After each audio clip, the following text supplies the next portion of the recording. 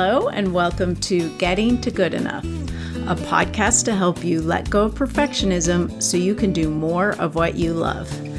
I'm Shannon Wilkinson, a life coach in Portland, Oregon. I'm a recovering perfectionist who's getting better at good enough. And I'm Janine Adams, a certified professional organizer in St. Louis, Missouri, and I'm lucky enough to be naturally good at good enough. And today we're talking about how to start a new adventure. Hey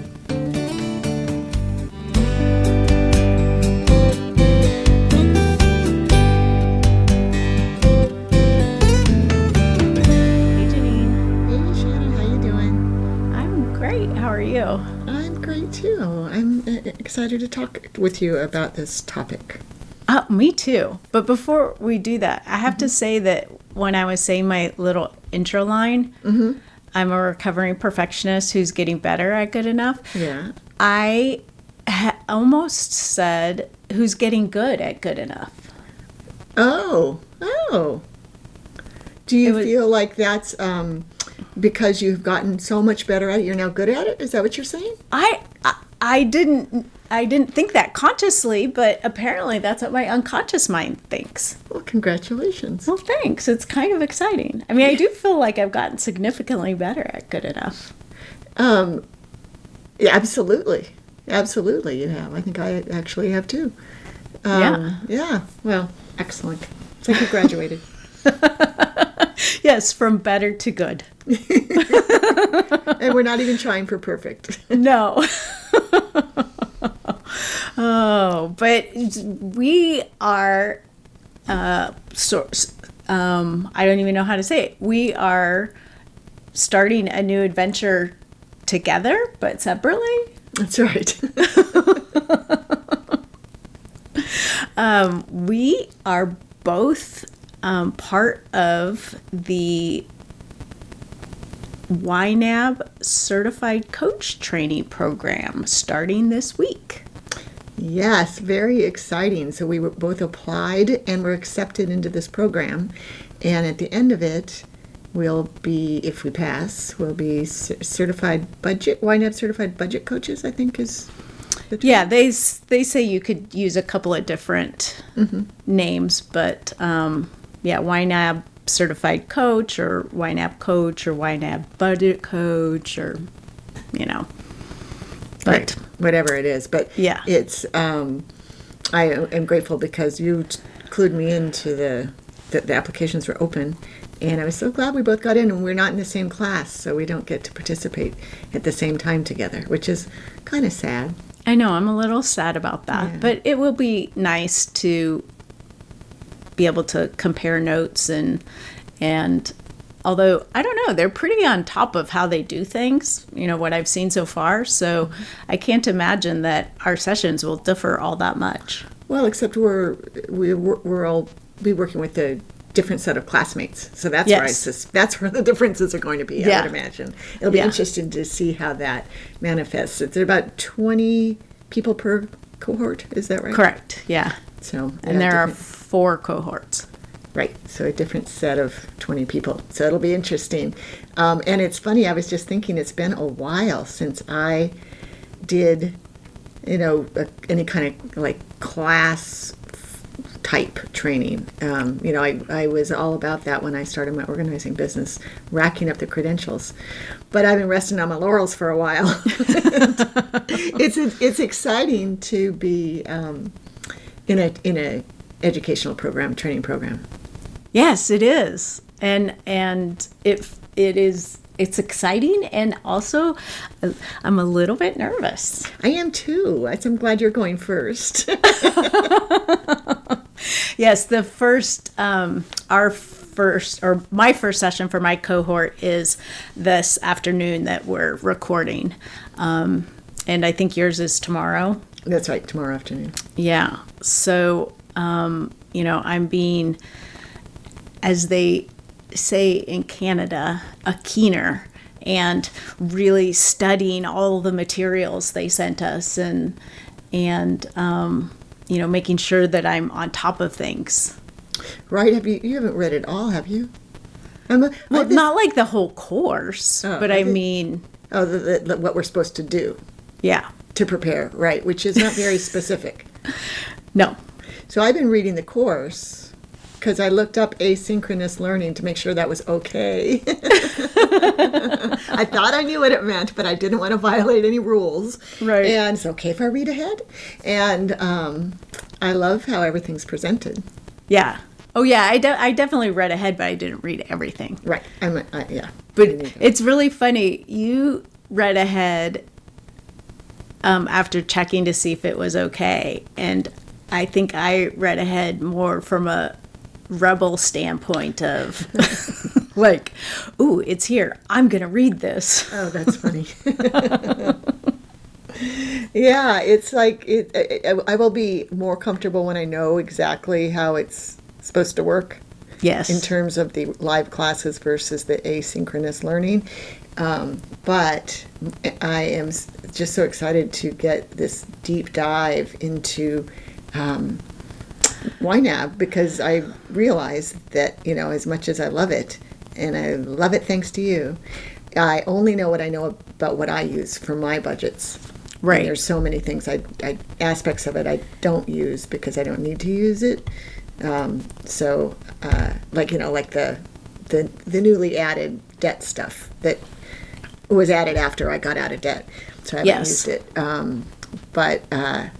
Yeah, so it's going to be neat to learn that stuff. Yeah, and I fortunately have helped a number of people get started or restarted lately. But I did realize pretty quickly that I had ideas of how to help them get started based on when I got started, which was, when did we decide that was? More than 10 years ago. More than 10 years ago. Yeah, so it was different.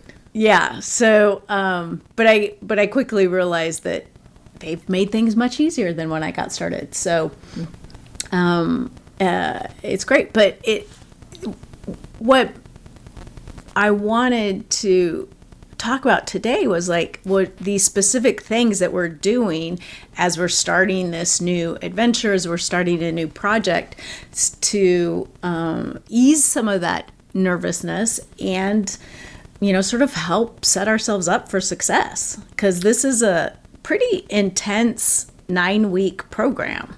Right, couple classes a week and in between stuff. Yeah. So we haven't talked about this in advance to know what we're actually doing ourselves. Right. We'll share with that and then see how that might help other people as well. But besides reading, what have you done? I put all of the classes in my electronic calendar and block that time off. And I looked at my calendar sort of over the next 9 weeks to see if I had any conflicts that I knew about, to see if there was any weeks that were going to be really complicated that would make it hard for me to maybe do the asynchronous learning so that I could plan ahead. Oh, that's smart. Yeah, so I just wanted to kind of look at the schedule in an overview, which is easy to do with a project like this because they gave us a very detailed syllabus. And to help me sort of get an idea of what to expect over the next 9 weeks. Right, that's good. Yeah, I did the same thing, and I rescheduled an appointment that I had made, a client consult that had been scheduled in February for some reason, and looked at my travel schedule to make sure that I was scared because I had a couple trips, but I'm not going to be in the air at any of my live time. Yes. So that was really good. I do have one thing I can't control, which is on one of my live class days, I have jury duty. So hopefully I won't be selected. Right. But that's a wild card. Well, they do recognize that, we're all dealing with life, and I think in order to pass the course that you need to attend at least 14 sessions live. So there's a little room for things like jury duty and Right. 14 out of 18. 18. Oh, that's pretty generous. Yeah. I knew it was not, we didn't have to do 100%, but I was thinking it was 16. So that's good. Yeah. Well, there's another difference. I looked up to see like what were the Disqualifiers? Disqualifiers. Like, what's the minimum that has to happen here? Oh, that's good. I created an Evernote notebook for mostly for links, like so it would make it easy for me to get to the various sites, platforms that are involved. But I anticipate probably using that notes in that notebook for notes during the class, because handwriting them into a bullet journal doesn't make sense, because my bullet journal is chronological. Right. So I think I've given that a little bit of thought. I thought about Trello, but I think Evernote will be the winner. Yeah. I started a note in Notes, just the Apple Notes program, and to hold those links. Oh, And I haven't decided about note taking. I have a couple hours to decide. At least what I'm going to do today. for today, right? Exactly. That's funny. Yeah, if this had been 20 years ago, well, 20 years ago, what I did do, or 15, would be create a 3-ring binder with beautifully written index, or perhaps printed index. Yes, tabs and all that stuff. But I'm glad I don't have to do that. Right. Yeah, I'm recognizing I do think a lot better on paper. I remember a lot better on paper, and it doesn't feel super practical because I'm thinking these are notes that I will want to be able to refer back to. Right. I considered a separate journal for it. Yeah. And I haven't ruled that out completely, because it would be a go-to, and I could, upload pictures of the pages, but I guess we'll have to see how it feels. Yeah. But there's going to be notes from the classes, and then there's going to be notes from reading, and searchability will be nice to have. Yes. Yeah. Yeah. Yeah. I think that makes Evernote make the most sense. Yeah. And it's interesting that we're thinking about this and talking about this when we really don't even know what to expect. Well, we do know that we're going to write things down. Yes. Well, that we want to access later. Yeah. But it's good that we're staying flexible. Yeah. Yeah. And that's really important when you're starting something new. You can make some guesses about how things are going to be and how you'll want to handle them, but you don't know until you know. Exactly. You don't know until you know. We were talking right before we started recording about all the plans we had for more structured podcast episodes when we decided to do Getting to Good Enough. Yes. and it's soon within, in the single digits of our episode numbers, we were that was gone. Yes. That structure was gone. And we quickly fell into our chatting about something scenario that we do so easily now. And we pretty quickly fell into not planning ahead what we were going to talk about. Right. It's nice like today we knew before we sat down, because we talked about it yesterday, I think. Yeah. But at one point we thought we would have a list that we knew of things that we were going to talk about and when. Right. But for our purposes, that hasn't been necessary or desirable. Yeah. Yeah. And I guess that is a good indicator of, or sort of the difference between these two projects, say our podcast and this new training program, is, the training program has a very specific flow to it. It has a specific time frame.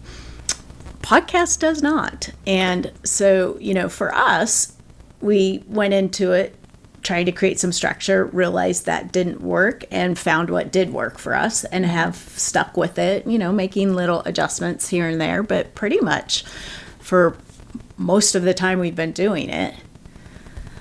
And so when you're embarking on a new adventure, sort of thinking about that, what kind of adventure is this? Is this a project that needs to be structured, or is it something that can be more free-flowing? That's a really good point. And I think that when I think about something like, let's start a podcast, the absolute absence of boundaries around that, virtually, we knew we had to be on the internet, is kind of overwhelming and terrifying. Yes. And so for us, building those boundaries allowed us to get our arms around the project and get started. And then we realized those were artificial boundaries that we'd structured that we didn't really need. It was unnecessary structure. Right. But it was sure served its purpose at the beginning. Yeah. Yeah. Of making it feel doable. Right. Yeah. Which is another good thing to remember when you're starting a new adventure. Why? Why are you doing it? Why does it matter to you? Right. Yeah. I love that in the YNAB coaching program, they told us to get in touch with why you want to be a YNAB certified coach. Yeah. It's like, yes, you're speaking my language. Yeah. And I journaled in my bullet journal about it, just like they said. Yeah. Just to perhaps even synthesize that why down to a sentence or a phrase or even a couple of words can help you stay on track as you're moving forward and figuring out what kind of structure you do need, or if you get stuck at some point and you need a little inspiration to help you move forward. Or to keep going. Yeah, well, right. Move forward or keep going. What I meant was, or to not quit. Right. It becomes, which I realize is the same thing, but maybe slightly different. I think that's right. And I think depending on the type of adventure it is, you might be faced with a lot of decisions along the way, and those knowing your why is so helpful, as we've said many times, in allowing you to make those decisions. Yes. And since we are speaking to people who have a tendency towards perfectionism, I think it is useful to say that a lot of times we go into these things thinking, like for this training, like, oh, I'm going to be able to make every class and I'm going to get all the asynchronous stuff done ahead of time and, whatever. There's going to come a point where that's not going to work out the way you want it to. Mm-hmm. And so having a strategy, or even just acknowledging that that's going to happen, so that you can continue, you can get back in touch with your why and you can keep going, and not letting that derail you. Mm-hmm. Right. Yeah, that's very good advice. Expectations are important, and being kind to yourself is important. And it shouldn't, the possibility of impediments shouldn't, it's nice if that doesn't dissuade you from getting started on a new adventure. Right. Because, if you, Shannon, if you thought, you probably could have come up with a million ways it wouldn't work for you to walk the Camino. Oh, right? yeah. One was COVID. Right. But the lockdown, but, you did it. Yeah. Yeah. Yeah. And, and just like sort of keeping the thing that I was being drawn towards, keeping that in mind kept me going from, when I initially started planning this so many years ago to actually when I was walking it. Mm-hmm. That's a really good point. Yeah, it's excellent. It makes me smile whenever I think about you accomplishing that. I am happy that you shared that, because I sort of forget about it. Wow. It wasn't even that long ago. I know. It's not like I forget about it. Like, it's not like I don't remember that it happened, but it's just not sort of top of mind. Mm-hmm. Maybe I need to get my certificate framed and up or something so I can think about it more often. Because it does make me smile when I think about it. Yeah, absolutely. Oh, I like the idea of getting that framed or taking a picture of it and adding it to your vision board. If you have a vision of doing other big adventures. Right. Yeah, that's a great idea. Well, we would love to hear from you. How do you start a new adventure and what helps you keep going? You can let us know on Facebook or Instagram at Gooding to Good Enough. You can head over to gettingtogoodenough.com and leave a comment in the show notes. You can call 413-424-GTGE, that's 4843, to share with us or ask a question. And until next time, this is Shannon Wilkinson in Portland, Oregon. And Janine Adams in St. Louis, Missouri. And we hope that good enough is getting easier for you.